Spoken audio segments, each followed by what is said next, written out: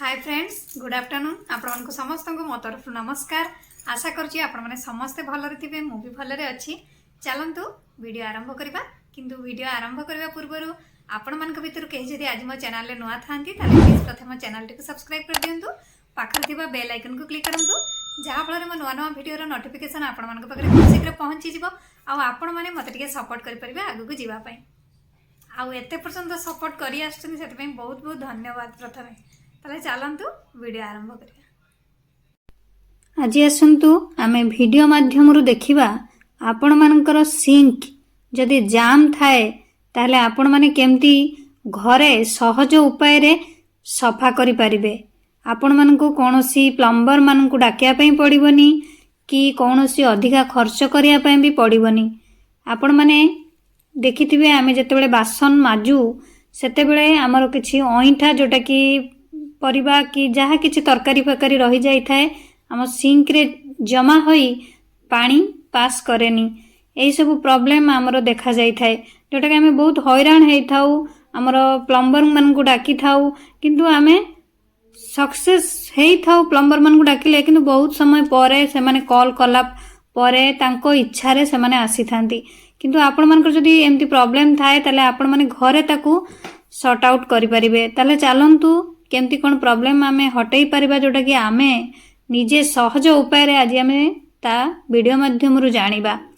एमती आपण माने देखिथिबे बासन माजी सारला परे एई गुडे सब रही जाए जोटा कि ओंठा गुडी को रही गले हमरो पाइपटा जाम हो जाए से टाइम रे आपण माने कोन करिवे एमती बाहर कर देबे ओंठा गुडी को जहाँ भी किछि थिबो सिंक रे तापरे आपण माने आधा कप भली व्हाइट विनेगर नेबे जोटा कि आपणकर एटा तुम ग्लास रो निया होची तो गोटे कप पाखापाखि आपण माने नेबे आउ आपण माने बेकिंग सोडा न हेले आपणकर इनो सी भी आपण माने गोटे कप जोटा कि पानी जति कि नेबे बेकिंग सोडा सेति कि नेबे बा इनो नै परिबे इनो भी सेति कि नेबे।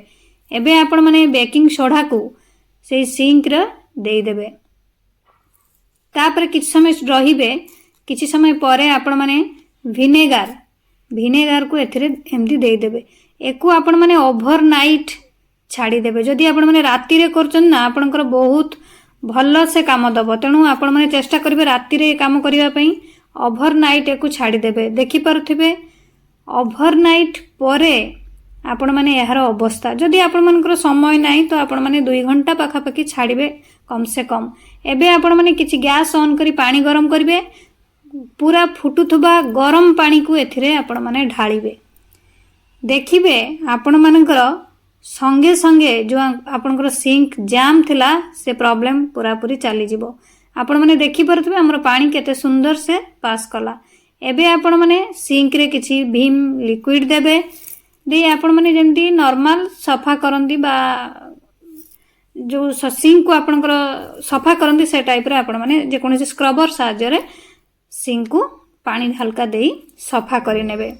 देखि परथबे हमर केडे सुंदर से सफा हो जाउची जोटा कि हमर जतले पानी जाउ नथिला तो निहाती ये स्मेल करूथबो ओंठा गुडी को रही की तो आपण माने एमती भीम लिक्विड देई आपनकर सिंक को प्रथमे घसी नेबे भलो भाबरे स्क्रबर साहाय्य रे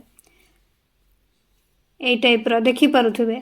तापरे आपण माने कोन करबे ना प्रथमे तो भीम लिक्विड देले देखि आपण माने एमती घसी देबे तापरे आपण माने व्हाइट कलर रो पेस्ट आपण माने जहाँ भी किछि कोलगेट हो कि जहाँ भी व्हाइट कलर नेबे नहीं एकु एबे स्क्रबर रे टिके लगेई एठी स्क्रब करिवे जोटा कि सिंक रे भलो भाबरे घसीबे जोटा कि देखिबे पूरा नुआ जेमती आपनकर सिंक थिला सेई टाइप रो हे जिवो पूरा पूरी चकाचक।